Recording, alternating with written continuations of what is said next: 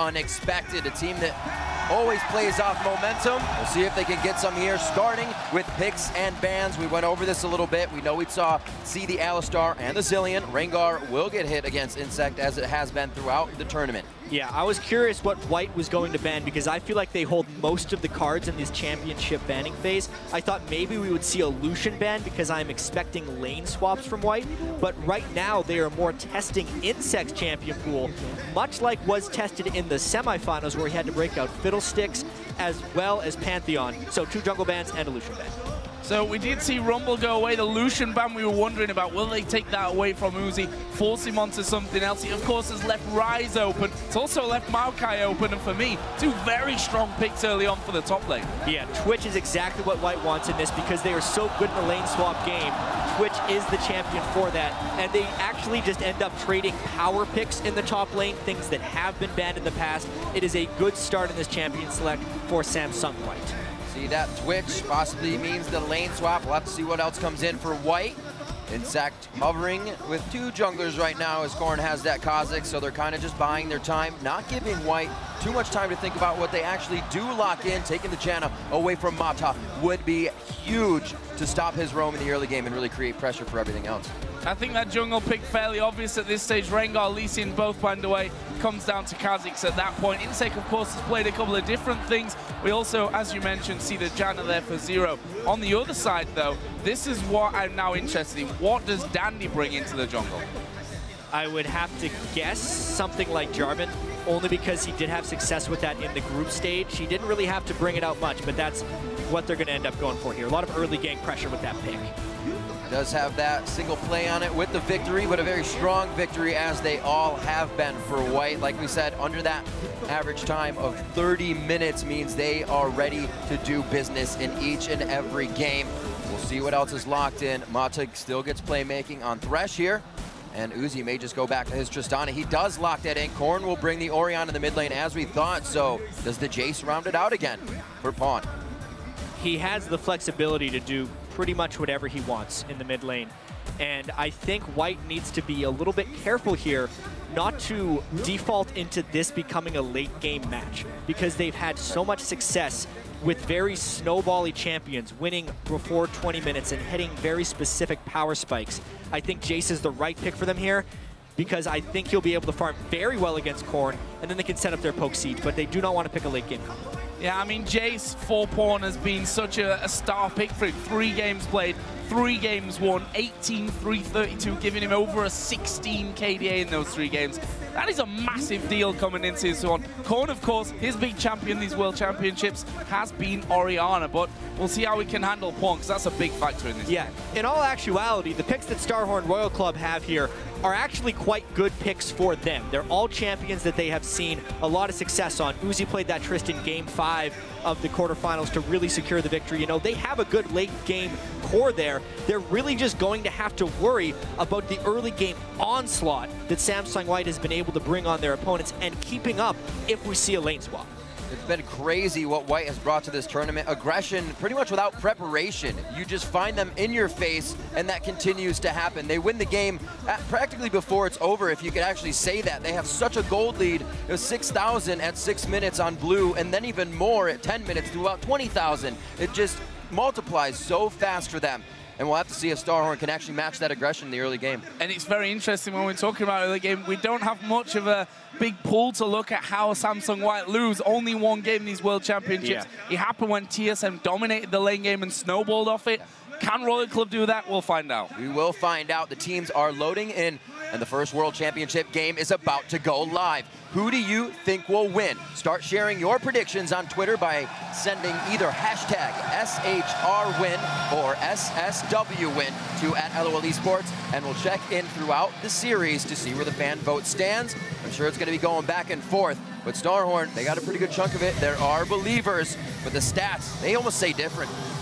So here we go then into game number 1 of the 2014 World Championship Final. Starhorn Royal Club on the blue side taking on Samsung White on the red for this first game. What is going to happen? We talk about level 1. White have done really well at level 1 before. And the biggest thing to take away from Samsung White's level 1 is how quickly they can draw conclusions off the smallest of hints. If they see a defensive ward early in the top lane, they generally think the team's going for standard lanes. If it's a more offensive ward, they're expecting a lane swap. Here, they have a ward to prone for the invade, and now we need to see how White reacts. They've had some incredibly effective level 1s, 3-buffing multiple people, taking 3 buffs at level 1, but they've also had a few minor hiccups because they do get so aggressive. But they absolutely have the upper hand here because they have absolute vision on Royal Club in the jungle. A pincer to be had right now. 2 wards, or at least a ward laid down. One's in mid. They see that Pawn could start closing up, and they're going to start coming around. This would be the exit path here for Royal Club. They're going to try to hit up for Pawn. They said, where did he go? Oh my God. Rush vision with the ball. Command move there. Uzi takes that jump first. Rocket jump is going to be down. Pawn goes in. He gets knocked up. That's the room prison to him. Zero's the first one. Zero's ignited, and that goes to Dandy to start off a lot of jungle aggression in the game. Royal Club's not done yet. Expect the unexpected. 1 down. They still want to go for this fight. Pawn fires a shock blast without the gate over the wall, and they're going to disengage with first blood already. 1 minute 20 in. It almost looked like Pawn lost his mind there trying to go in before the rest of the team, but that small amount of damage he put down was just enough for them to bait that next kill. Honestly, I think both those players, Zero and Pawn, succumbed a little bit to the pressure of the World Championship. Those were very over-aggressive, considering at that level 1 juncture, there was nothing to fight over, and neither one of them actually needed to blow summoner spells. But because slightly better execution on White's side, they get the first blood, and they also send their laners top. Well, the hectic start that we were looking for happens here in game number 1. See there, Dandy and Looper starting things off on their blue buff, as has happened with the jungler and top laner over the other side. Gives us, though, that 2 versus 2 top lane. Janna Tristana against Twitch and Thresh. What do we think to this one, Jack? This is actually a lane phase that I didn't really think White would buy into. Because of the chaos at level 1, they're actually having to lane Imp and Mata against Uzi and Zero. This is one of the few conditions where Royal Club could actually come out on top of this game. Assuming they can avoid the hooks from Mata, they can actually win this laning phase with a little bit of jungle intervention. This is a very good start for Royal Club if they had just avoided that first blood. A lot of summoner used in the beginning of that fight, so they're going to be down for quite a big time here. We have exhaust and flash down for Pawn, maybe a focus coming in for inSec. Still has his flash up for a dangerous play, but right now they're doing their own thing in the jungle. We're not going to see that swap and help to the jungle or any nonsense in the beginning of this one. Wards have already been laid down for very safe top laning here, coming in for Imp and Mata. So Dandy was topside. Thought he might end up coming over with Zero not having his, but they're pushed to the tower. There's the stats for Imp as well on Twitch. 7-0. Absolute beast on this champion, and with them fanning away that Lucian as well, force Uzi onto his Tristana, which has had a little bit more mixed success, that's for sure, when you look down the statistics. I'm actually still quite surprised that we're seeing this 2v2 in the top lane, but as the lanes are playing right now, Imp and Mata are doing very well with Twitch Thresh. So as long as they can get out of that laning phase and pull a little bit ahead with Twitch Thresh, they're going to be completely okay, because the other lanes, the solo lanes in particular, should completely outperform. If we compare how well Pawn and Looper have played in this World Championship to Corn and Cola, who have played okay, but nowhere near the level of Pawn and Looper, the lane phase really favors White here, adding to the first blood. And White already makes the move. That back, we have to also note, that was 1 kill to Dandy, but 3 assists down Pawn, Imp, and Mata. So they go back quick after having a bit of a CS lead to buy. CS is a bit evened up now, but now to the bottom lane for Imp and Mata. Yeah, and this is more of what we expected. They are reactively swapping. They knew that they had a nice start to shove Uzi and Zero into that lane, and now they're going to be all about getting map control and making moves faster than Royal Club can react to them. When we watched that semifinal against Samsung Blue, it was so fast. I had to watch it again and again to catch all the little things that White was able to do. They really are the fastest playing League of Legends team in the world, and that excels in lane swap scenarios where there are more decisions to be made that speed has a larger benefit for you. And we saw there the impeccable timing from White. They see the recall in bottom side. They go through into the enemy jungle, knowing they'll have the numbers advantage there. They get full vision control. That's the biggest thing there, Joe. Because they recalled first and initiated the swap, they get the vision, and there's a dive. The dive is straight onto Corny. Opponent tanked up the turret. One more hit will come in, but he survives that one. And again, Dandy coming around the side, but it was basically a one-on-one play, which Pawn is so good at. Yeah, and honestly, the end of that play started a minute and a half ago when the duo lane recalled from the top lane, because that prompted Uzi and Zero to go back, which prompted time to get vision control in the jungle, which allowed Dandy to turret dive, knowing that a counter gank could not be there because he came from a place of absolute vision. It is just Samsung White working in synchrony as they have the entire World Championship. Ridiculous aggression and calculation. Pawn's flash and exhaust both being ready, not ready, exhaust was, but he couldn't flash out of that. They knew what they needed to do, and this is what Samsung White continues to do, is push small advantages, and they become very big, very fast. It's incredible to watch right here, but honestly, the game is obviously not over. It's just 2 kills. Royal Club needs to adjust to the speed of this match. They need to be able to make their own aggressive moves. If you play on the back foot against Samsung White, as we've seen Blue tried to do just for a little bit, you get absolutely crushed. So this mid lane then, after Korn went down, obviously takes no genius to realize that Pawn is going to be starting to get a big advantage there. Tia, almost a brutalizer done for him as well.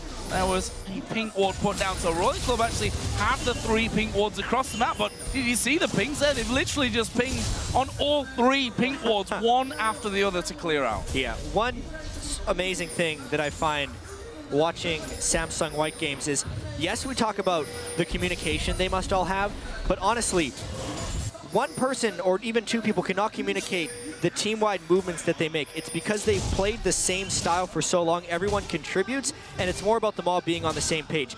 The ward control and the vision on this map has already deeply invaded Royal Club's personal space. So there's no way Royal Club is comfortable right now in any of their lanes, really, because they don't have jungle control. They don't necessarily have CS leads. They've already been dove in the mid lane 5 minutes into the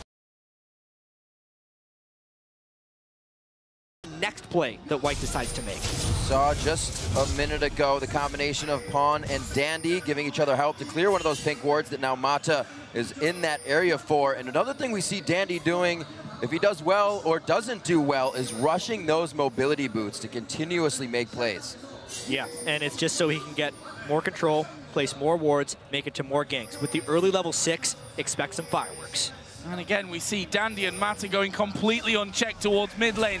Korn, he's got no flash available here. There is the vision on Mata, though, and Korn walking back at the perfect time there just to make sure that they don't just collapse in on top of him. Once again, a good accelerated shot blast, and honestly, this may even open up a push towards Dragon if they can get Korn out of there. They know, however, though, that Uzi and Zero are both in that bottom lane still. That's a danger for them. A huge tribute to Uzi here as well, being by himself in lane, but against 2. Usually that's just the solo lane for him, and he's still only down 1 CS. That was a few more a second ago, but as it crashes into the turret, even without Mata, he's able to stay strong by himself. The harassment still coming out of Pawn in the mid lane. Now with both summoners up, we could probably see something happening again there. Yeah, but one thing that Royal Club is probably pretty happy about is Uzi has not been attacked. Surprisingly, the focus has been on the mid lane of Royal Club, and now the top lane. The solo lanes are actually what White has decided to target. Cola is in a whole heap of trouble. That's going to be a big hit. Oh, this is really bad. Pawn's come up from the mid lane as well. There was the teleport coming in. Korn, he may just be going down on this one. Who's tanking up the turret? It was Pawn. He flashes away, and he gets out of range just in time. 3 men low, but they get their 2 kills. These are actually the 2 biggest mismatches in this series. The top lane, mid lane of White versus Royal Club, and it is showing here via the help of Dandy and the teamwork they are showing. Constantly having Ryze and Orianna pushed into their turrets is allowing White to make the aggressive moves. Pretty much all of their kills, save the first blood, have been from turret dive situations. Nothing is safe, and it is completely unexpected because everyone expected them to attack Uzi. seeing this one again, it was just Cola dying at the right time, and then just really great exhaust use to make sure the Shockwave couldn't finish them off, and turret dancing right there. Each one of those guys, if they take one extra turret shot, would have fell, but it's still flawless thus far, 4 kills to 0. Royal Club still not giving up here. They're trying to make plays on top of being behind. It's only 2K right now, but Dragon looks like it could be on the horizon, very much so, for Samsung White, and that's going to catapult them even more into the lead. Pawn starts building up the Brutalizer. It'll be a Last Whisper next as he gets that damage going. The tier already stacking in that sense, and Loopers almost finishing that Rod of Ages to charge up as well. The wards to be cleared out here. It looks like they know they'll have the control to start on this Dragon quite soon. Yeah, the one thing that Royal Club can hope for here is a messed up Dragon by White where they take a little bit too much damage, and if Corn can somehow land a nice Shockwave in there, but the pressure is just ever relenting. They can't focus on anything because everything is getting pressured. Well, one thing that we didn't touch on too much is the fact that Korn went with that teleport there in the mid lane, something that you've just got to make plays on. I mean, if you don't take the Ignite in there, a heal in there, even a barrier in there, whatever, you still have to make use of this teleport, and so far he's made a use of it once. He went to the top lane too late, ended up dying. They get 2 kills from that. We'll see what that teleport really turns into a little bit later on, and you can see that Pawn moving up already. Saw already though that Cola was walking back and realized he's probably on top of a ward there. And in theory, having double teleport on your solo laners can also help out your bottom lane even more because you can collapse your entire team there in an instant. It'll also help you catch up if the other team rotates faster than you. But even with the catch-up mechanics, they didn't have enough raw power to take down Samsung White as they were diving their turrets. I'm actually very impressed, once again, with Samsung White's focus in this game, actually attacking Cola and Korn and leaving Uzi to his devices, knowing that he's on Trist, knowing that that won't become scary until very late in the game, and focusing on not letting it get to that point. We see this numerous times from White. They know they're so far ahead. They say, if you want it, we'll force you into a fight. We could probably ace as well, but Royal Club knows they need to stay off this one, continue to farm. inSec is 63 to 46, but he doesn't have the 3 kills and an assist that Dandy has, so he still needs to get himself built up here, only with the Lizard Elder. That puts the gold at about 3,000 up, 4-0 here. Still waiting for Uzi to make a lot of plays. Like we said, expect the unexpected. We've seen him jump into fights to start them. There's 0 on the backside still. This is a statistic that we heard earlier on the analyst desk, that if you look at their gold at 10 and then at 20, there's a massive jump up that's not just a similar double, because they go in that phase of the game straight into objective control and really bring that early lead into a massive mid-game lead, which is then so difficult to get away from. Currently, if we look down some of these lanes, some of the items that have been built up as inSec just waits there to maybe get involved in the bottom lane. Jayce is the one that you have to look to. Pawn 103, Brutalizer, Pickaxe, and that tier already stacking for a good while now already. Yeah, it's a 371 of 750 already at 13 minutes in this match. Plus, he's sitting on over 1,500 gold. They're using that acceleration gate and the boots of mobility to just completely outmaneuver Royal Club. The mid lane has been devastated, which is allowing Pawn absolute freedom on this map. I mean, they're actually beyond the ward line of Royal Club right now. They warded the lane in the river, and they're inside the jungle, which isn't giving anyone anywhere to go. Just about everybody on White has freedom of the map right now, are still placing deep wards in towards the Wolves. And it looks like Uzi's going to do what they can with 0 here to push this top lane as fast as possible. Try to return a turret back, get some objective gold in, but they're already going to be stopped, and this could be a play if decides not to come out of stealth with the aggression, but just to hold them off from getting the turret. No, but he may well do soon. Blade of the Ruined King is done for him, and that's traditionally when he's really got involved as Uzi actually using his ultimate. There is a Blade of the Ruined King used from him. Gonna try and get in there. 0 will have to bring the Monsoon down. It's all gonna be about the hook from Mata. Good Howling Gale. Mata's hook was on cooldown there for a little while longer anyway, and they walk away, taking out the first turret for Star on Royal Club here. And that was the only place on the map that White hadn't attacked. Now, Royal Club trying to turn that into a larger strength. Flash away, they hook him in. Could be Imp getting a kill here. That Blade of the Ruined King is down, so they don't have too much more catch potential, but they do have Pawn coming down. What a shot! There we go. From Pawn. Here comes the next two, Dandy and Looper. That wasn't even a teleport coming in from Looper. It's still up. That was just him walking on down. The timing from White has been impeccable already. And with the mid lane turret being taken down so early by White, they have the freedom of both junglers. Corn has been pushed onto his back foot, and it is allowing Samsung White to attack any point of the map they want. They have more map control, they have more movement speed, and they have quicker decision making, which is leading to this 6-0, 5,000 gold, 15-minute lead. Pawn deadly accurate with that shot, and we're going to watch that one again, starting with Mata flashing into the hook on inSec. Yeah, and he was just getting out of execution range from Uzi, but the whole time he was planning on turning this one around because all 5 members of Samsung White were there. That small minion gave him vision to line up his shock blast, and the rest of the team just piled on for some easy kills. Red buff now to Pawn. He can even go for the 1v1s, which he loves so much with that. And we're going to see if Royal Club can start to answer back at all. Now completely on the back foot, we said about that 5,000 gold behind. They need to start getting the forward wards out. Not need to, but it would definitely help here. Zero staying with the team though right now. They will have to protect Uzi if he is going to be the one to start getting the carry. Static shiv to start so they can stop some of these waves from crashing into their turrets. We know White for their impeccable wave control as well.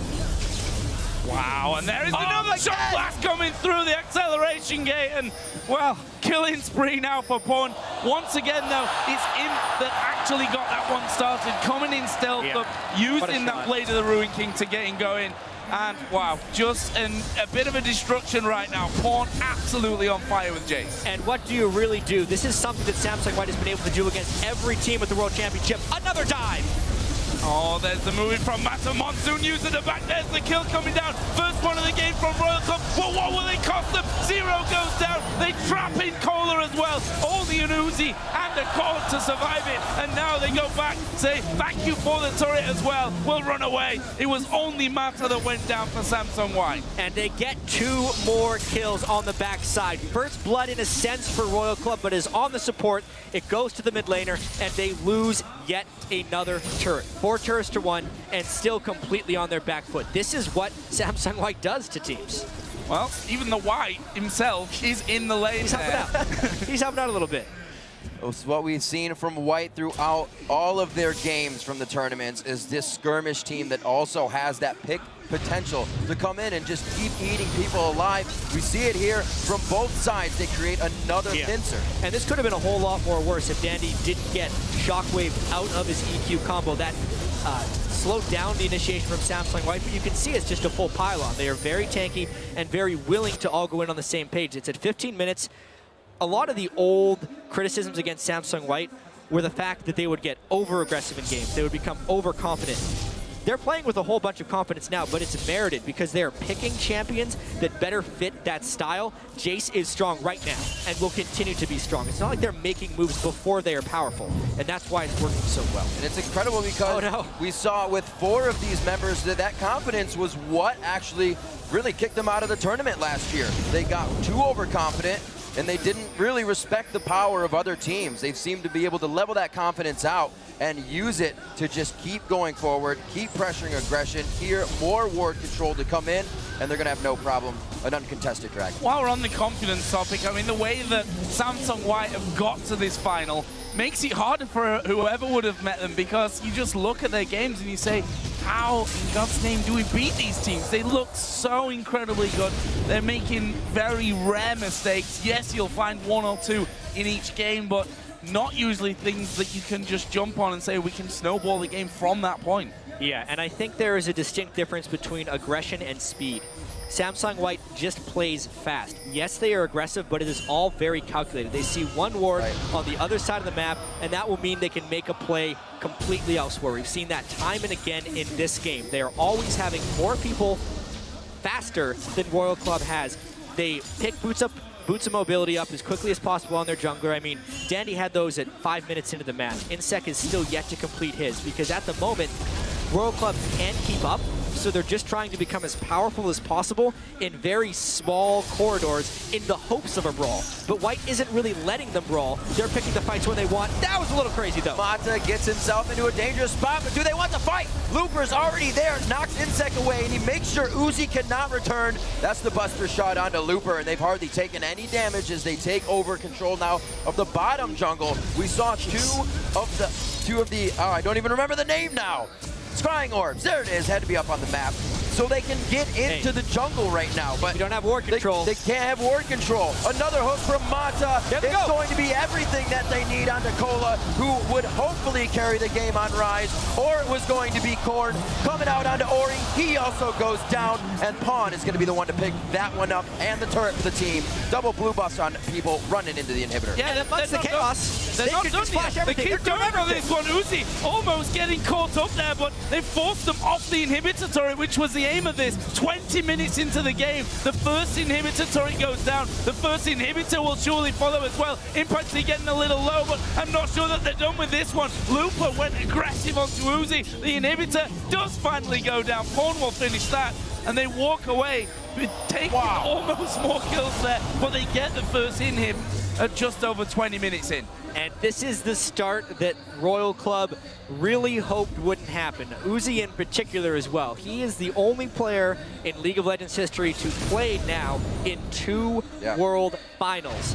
And he got 3-0'd last year. It's not looking good early on, but just taking a look at this dive, the presence of mind here, first they get the hook. Watch Pawn flash the shockwave as well. With all the chaos going on, the exhausts, the turret going down, the Janna ultimate, everyone flying everywhere, he sees the shockwave, flashes it almost immediately. Looper doesn't care because he's too much of a tank. They continue the dive. They have the presence of mind to finish the turret. Everyone is just on the same page with this huge lead, playing confidently, but the calmness that they are showing. Look at Pawn. He's got this expressionless face at the moment in front of 40,000 people in this stadium, and they're doing whatever they want. And it doesn't look like it's going to end in the bottom lane. They go right to the top on the other side, forcing the flash of Cola, but that was the ult into the flag and drag out of Cataclysm to keep in range and keep the kills coming. We can see into the minds of Starhorn a little bit, whether he wanted to use it or not. In that last fight, Korn did not use his blue elixir. Just too much going on. Samsung White is not stopping. Pedal to the metal now. Baron at 22 minutes. And what a game 1 display this has been from Samsung White. 12,000 gold, about to secure this Baron buff. A small participation award for Royal Club to maybe get that second turret, but honestly, 13-1 with the Baron buff. This game will not last much longer. And it's hard when you look down the performance in this game, number 1. Dandy, early first blood, doing things like he did there, flag and drag into the enemy jungle to cut them off. Cataclysm, it was flashed instantly, you think, okay, that's over. No, flag and drag straight away, even got the knock-up from it as well to keep things going. Mata's hooks so far have been absolutely godlike, and Samsung White, if there was any question as to if they would turn up here in front of this massive audience, they've already been answered. They look incredible. And this is their stage to succeed. Honestly, they were so close throughout all of 2014 to winning an OGN championship, and they just couldn't get there. They were always something just a little bit off. Everything is coming together here, and honestly, they've always been a pretty fast team playing the game, but they haven't necessarily picked the right champions for them. Additionally, this is such a good patch for them, and it's showing through right here. This gold lead is insurmountable pretty much at 23 minutes, and they're just waiting to group up to finish the game. And it's quite easy for White to succeed. Every time they win a fight, they're able to go back and finish another core item. We just saw Uzi finishing a last Whisper after his static shiv. Pretty strung out for gold in that bottom lane. If he's going to be the carry, it's going to be that much harder. He's pretty much done with that build, I think, at this stage. I mean, if you compare that to the Ghost Blade, to that Blade of the Ruin King, obviously Pawn's the one you look at and his items and you say, well, he's just out of control. Black Cleaver, Muramana is done there. He's got a BF sword on top of his last Whisper. This is a Jayce that blows you up. There is him catching Korn out. This could be inhibitor number 2. 14,000 gold lead is absolutely showing. We know White for the lowest games or lowest average time out of groups, highest KDA, and they're showing us how it happens right here. Onto Uzi, Arcane Smash, Thresh, not a chance to think about it. He goes down from the hands of Pawn. That one misses. Not much more damage coming out, but Corn still down. Uzi's got 30 seconds. inSec gets caught. There's the Cataclysm. There's the takedown as Dandy gets another one for himself at 5-0-9. The first Nexus turret in 24 minutes. The second one follows through, and we're already on to game 2. 24 and a half minutes in. The Nexus goes down. Samsung White take game 1. And you have to wonder how Royal Club could come back from that. Because from minute 1, they were defeated. They were spotted in their initial level 1. They picked champions they were relatively comfortable with, but definitely